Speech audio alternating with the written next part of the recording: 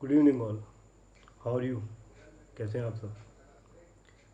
हम फिर आपसे मिलने आ गए, और जल्दी जल्दी मिलने का रीज़न ये है कि कहीं आप भूल नहीं जाएं हमको, और ये भी ना भूलें कि दुनिया में कोरोना वायरस के अलावा भी और प्रॉब्लम्स हैं।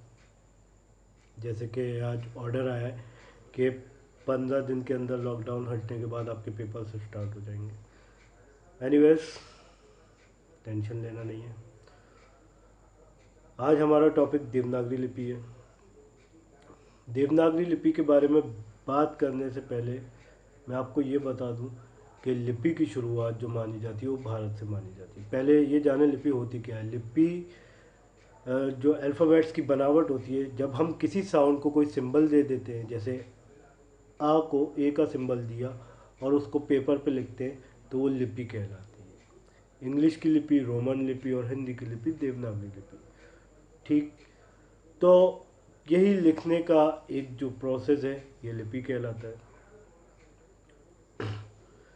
अब मैं आपको ये चीज़ बताऊंगा कि देवनागरी लिपि शुरू कहाँ से हुई। देवनागरी लिपि की उत्पत्ति ब्राह्मी लिपि से पाई जाती है। अब आप लोग कहेंगे ये तो सॉल्यूशन देने तो आए नहीं है, कन्फ्यूजन क्रिएट करने आए, क्योंकि देवनागरी लिपि के बारे में बताया नहीं, एक नया शब्द बोल दिया ब्राह्मी लिपि।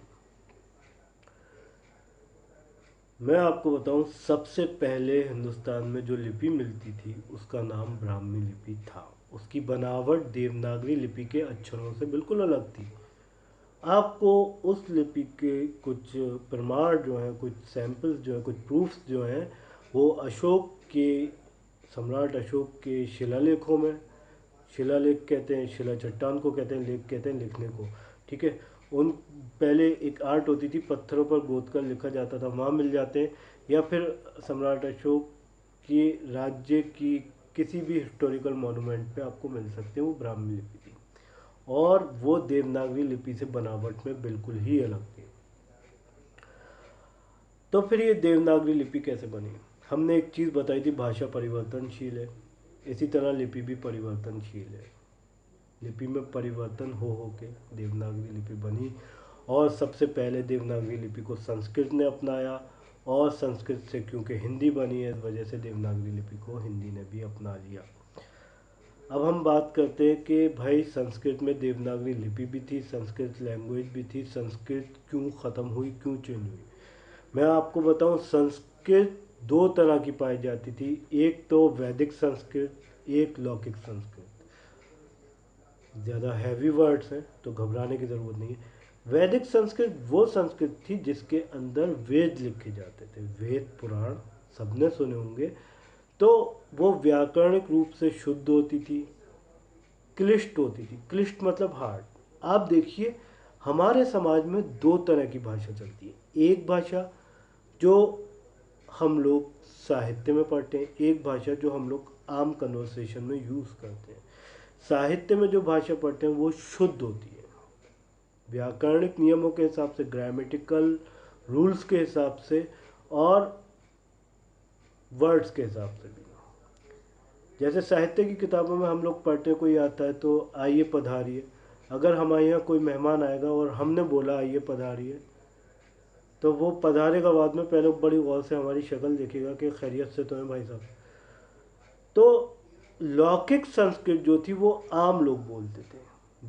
वैदिक संस्कृत केवल पंडितों का ज्ञान था। वैदिक संस्कृत का वो ही वैदिक संस्कृत पढ़ते थे, वो ही वेद पढ़ के मतलब लोगों को बताते थे। जैसे आजकल भी होता है कि कोई अगर पंडित जी हैं तो वो ही आपको श्लोकों का अर्थ बताते हैं मंदिर में जब भी जागरण वगैरह होता है।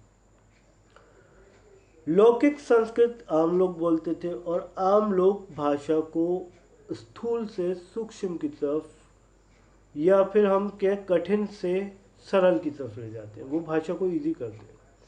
तो लौकिक संस्कृत में वर्ड इजी होते गए, और ऐसे ही इजी होते होते हमारी हिंदी बनी। वैदिक संस्कृत लगभग ख़त्म हो गई, या कुछ ख़ास लोगों तक सीमित रह गई, जो कि ज्ञानी थे, जो कि पंडित थे, ठीक है। तो इस तरह से संस्कृत से हिंदी बनी, इसी तरह से संस्कृत की लिपि हिंदी में आई। अब हम बात कर लेते हैं इस बात की कि देवनागरी लिपि की जो उत्पत्ति थी वो हिंदी में हुई कैसे। सबसे पहले मैं आपको बताता हूँ ब्राह्मी लिपि। ब्राह्मी लिपि के बारे में ये मत है, मत का मतलब मत मत समझिए, मत का मतलब ये कहा जाता है कि ब्राह्मी लिपि जैन, आखिरी जैन तीर्थंकर जो थे, तीर्थंकर जैसे गुरु जी होते हैं, गुरु गोविंद साहिब, या तो जैनों के जो आखिरी तीर्थंकर थे उनकी, उनका नाम ऋषभ देव था, उनकी बेटी थी ब्राह्मी। एक रात सरस्वती जी ने आकर उनको लिपि का ज्ञान दिया, वो एक रात में लिपि सीख गई और उसी लिपि को उनकी बेटी ब्राह्मी के नाम पर ब्राह्मी लिपि कहा जाता है। जबकि भाषा वैज्ञानिक, हमारे लिंग्विस्टिक जो लोग पढ़ते हैं, लिंग्विस्ट जो होते हैं, तो वो लोग कहते हैं कि ऐसा कुछ नहीं है। उनका मानना है कि ब्राह्मी लिपि या तो कहीं से बाहर से एक्सेस की गई या दक्षिण की तरफ से आई। खैर, हम ब्राह्मी लिपि की गहराई में नहीं जाएंगे। तो ये जो चीज़ थी कि ब्राह्मी लिपि का आना, ये सबसे पहले भारत में हुआ, और भारत को देख के ही और सभ्यताएं, जैसे बेबीलोन की सभ्यता, जैसे मिस्र की सभ्यता, इन लोगों ने लिपि का चलन सीखा, यानी लिपि सब में पहले भारत में ही पाई गई। अब हम लोग ये बात करते हैं कि लिपि अगर भारत में पाई गई तो भारत की लिपि में बदलाव क्यों होते रहे। मैंने बताया ना, परिवर्तन हमेशा सरलता के लिए किए जाते हैं और इसीलिए भारत की लिपि में भी चेंजेस हुए।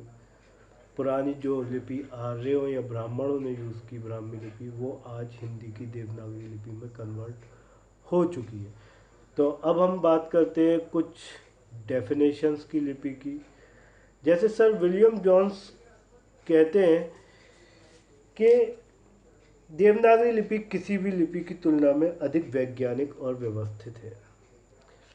देवनागरी लिपि में अगर हम देखते हैं तो देवनागरी लिपि जो है वो उच्चारण स्थान के हिसाब से अरेंज है, यानी कि का वर्ग कंठ से बोला जाएगा, इस तरह से 5 वर्ग बना रखे हैं। वो बात हम आगे करेंगे, अगर वैसे आपके कोर्स में है नहीं तो आपके यूज़ किया नहीं। लेकिन वैज्ञानिक इस वजह से कहते हैं इसकी बनावट और इसको बोलने के उच्चारण स्थान के हिसाब से ये लिपि अरेंज है पहले से ही। और इसके अलावा हम लोग देखते हैं आचार्य विनोबा भावे जी क्या कहते हैं। ये कहते हैं हिंदुस्तान की एकता के लिए हिंदी भाषा जितनी ज़रूरी है उतनी ही ज़रूरी देवनागरी लिपि है। इसके अलावा आप देखें कुछ एक ऐसे लोग भी हैं जो कि ये मानते हैं कि लिपि अगर सबसे व्यवस्थित या सबसे क्या कहते हैं, सबसे वैज्ञानिक रूप में मिलती है तो वो देवनागरी लिपि है। एक अंग्रेज भाषाविद तो ये कहते हैं कि मनुष्य के मस्तिष्क से निकली हुई जो लिपियां हैं उसमें सबसे उच्च लिपि देवनागरी लिपि है। चलिए, ये तो हुई बात देवनागरी लिपि की और इसकी परिभाषा होगी। अब बात हम करते हैं कि देवनागरी लिपि की विशेषताएं क्या है। पहली विशेषता, देवनागरी लिपि में एक चिन्ह एक ही ध्वनि के लिए इस्तेमाल होता है। जैसे अगर हम इंग्लिश में ले लें, CH चा के लिए यूज़ होता है, चोपड़ा साहब CH से आते हैं। वही CH का के लिए यूज़ होता है, केमिस्ट्री भी CH से आती है। उनकी लैंग्वेज के हिसाब से अगर मैं किसी चोपड़ा साहब की दुकान पे केमिस्ट्री की बुक लेने जाता हूँ तो या तो मैं बोलूँगा चोपड़ा साहब केमिस्ट्री की बुक दे दीजिए, या मैं बोलूँगा कोपड़ा साहब केमिस्ट्री की बुक दे दीजिए। हिंदी में ऐसा नहीं है, एक वर्ड एक साउंड। दूसरी चीज़, देवनागरी लिपि में कोई अक्षर साइलेंट नहीं होता। निमोनिया की स्पेलिंग शायद याद हो तो PNU करके शुरू होती है, तो अगर हम उसको पूरा प्रोनाउंस करें तो पनुई मुनिया हो जाएगा। हिंदी में ऐसा नहीं है, जो वर्ड है वो बोला भी जाएगा। इसी तरह हम ये देखते हैं कि यहाँ जो वर्णों के नाम हैं वो वही आवाज़ निकालते हैं, यानी बी बा की आवाज़ नहीं निकालता, बा की आवाज़ निकालता है। जी गा की आवाज़ नहीं निकालता, गा की आवाज़ निकालता है। जो ध्वनि वही नाम। दूसरी जो हम एक बात डिस्कस करना चाह रहे थे वो ये थी कि इन सब चीज़ों के अलावा आपको ये बताऊं कि अभी जो एक रिसर्च आई है उसमें ये पाया गया है कि देवनागरी लिपि कंप्यूटर के लिए सबसे अच्छी लिपि है। अगर कंप्यूटर में इसको अपनाया जाए तो ये सबसे अच्छी लिपि है। अब हम बात कर लेते हैं मात्राओं की। मात्रा से आप क्या समझते हैं? मात्रा की इंग्लिश क्या होती है? थोड़ा जहन पर जोर डालें तो हमको पता चलेगा। मात्रा की इंग्लिश होती है क्वांटिटी। का पे ई की मात्रा लगाई, यानी का में ई की क्वांटिटी बढ़ा दी हमने, तो की हो गया। का में आ की मात्रा लगाई, नहीं, आप लोगों की लैंग्वेज में का में आ का डंडा लगाया तो वो का हो गया। ये तो हुई इसकी वैज्ञानिकता की बात। इसके अलावा एक पॉइंट इसकी वैज्ञानिकता में ये भी हो सकता है कि इसके जो व्यंजन होते हैं वो स्वतंत्र नहीं होते। स्वर और व्यंजन पता है ना? व्यंजन के अंदर एक आ का साउंड जुड़ा हुआ होता है और खाली व्यंजन लिखे जाए तो उनके नीचे हलंत आ जाता है। खैर, इस पॉइंट को जब मैं क्लास में हूँ तो बोर्ड पे पूछिएगा। अभी मैं लॉकडाउन में कहीं से बोर्ड ला नहीं सकता हूँ। अब हम बात करते हैं देवनागरी लिपि का नामकरण कैसे हुआ। तो नामकरण की बात करने के लिए मैं आपको बताऊं, इसके पीछे 4-5 लॉजिक्स हैं, 4-5 मत हैं जो कि कहे जाते हैं। पहला मत कि सम्राट अशोक के टाइम में ये नगरों में प्रयोग में होती थी, इस वजह से इसे नागरी लिपि कहा जाता है। दूसरा मत कि साउथ में, दक्षिण में एक जगह है नंदी नागर, उस जगह से इसका डेवलपमेंट हुआ, इस वजह से इसे नागरी लिपि कहा जाता है।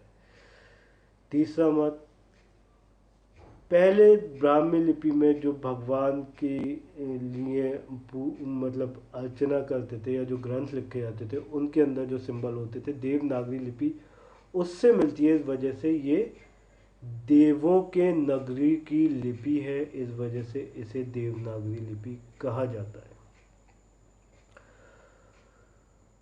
चौथा और लास्ट लॉजिक ये है कि गुजरात में एक जगह नागर है, उस जगह से इसका डेवलपमेंट हुआ, इस वजह से इसे देवनागरी लिपि कहा जाता है।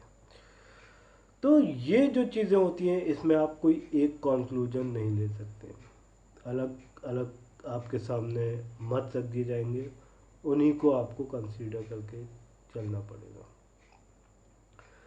तो ये तो थी देवनागरी लिपि की उत्पत्ति, उसकी कुछ विशेषताएं और उसका नामकरण। इसके आगे भी हम देवनागरी लिपि के बारे में डिस्कस करेंगे। कल संडे है तो कल मेरा जो प्रोग्राम है या जो मैं सोच रहा हूँ वो ये है कि आप लोग अपनी क्वेरीज सेंड कीजिए मुझे पर्सनल व्हाट्सएप पे, अपनी क्वेश्चन सेंड कीजिए, मैं वीडियो बना के उसका आंसर दे दूँगा। या अगर ऐसा नहीं हुआ तब भी मैं आप लोगों को सुकून से तो रहने नहीं दूँगा। मैं एक लेक्चर दूंगा जो कि बहुत कैजुअल होगा, मतलब उसका सब्जेक्ट से रिलेटेड नहीं होगा, बट आपकी नॉलेज के लिए बहुत अच्छा होगा, जो चीज़ें मुझे आती हैं, जो चीज़ें मैं समझता हूँ। और वो लेक्चर देवनागरी लिपि के बारे में ही होगा कि किस तरह देवनागरी लिपि जो है वो टेक्निकली साउंड है, तकनीकी रूप से बहुत ज़्यादा मजबूत है। तो ये लेक्चर हम लोग प्लान कर रहे हैं जो कि 5 से 6 मिनट के बीच का होगा। तो आप लोग आइए, सुनिए, अपना फीडबैक दीजिए और कम से कम इन चीज़ों को सुन के आप लोग इस बारे में जानकारी रखिए कि कहीं ऐसा आ जाए, क्योंकि जो हमारे कॉम्पिटिटिव एग्ज़ाम होते हैं उसमें कंप्यूटर का अच्छा खासा सेक्शन हमारा आता है। तो अब हम लोगों की स्थिति जो है वो यही है कि हमारे मुल्क के अंग्रेज़ कर रहे हैं देवनागरी से परहेज़।